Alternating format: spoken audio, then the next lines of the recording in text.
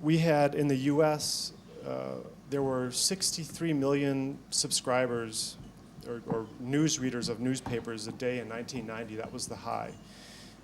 And now we're back down to 52 million people who actually read newspapers in the U.S. I'm sorry, no, not 52 million, 45 million. That was 2 years ago. I think we're even less now, probably 35 million. I think in the last 3 years, there have been 22 major newspapers in the U.S. have completely closed. And I mean, they're completely just finished. They're no longer in existence. On the same hand, though, for the first time 2 years ago, it's an interesting statistic, in the U.S., more people receive their news from the internet than from all other sources combined. So it's obvious where the trend is going. More of the same. It's obviously it's going off, it's sinking like a rock right now, and the problem is, so here's advertising revenue. This is kind of an interesting one. Gray is print, red is online, and online is not.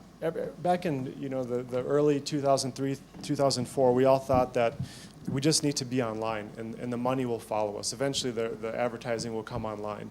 Well, it really didn't. It did, but it didn't go to newspapers. It went everywhere else. Because why? Why do they have to go to a newspaper and pay the high fees that were being charged, basically under a monopoly? Because newspapers had the printing presses, and they could charge these exorbitant rates.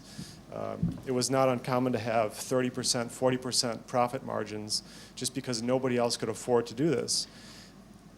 I would say in the U.S., newspapers were behind the times, and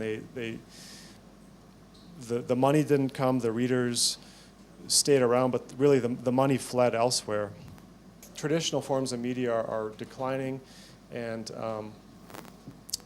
with people going to the internet, and the internet is not, at this point yet, rescuing traditional media in the U.S.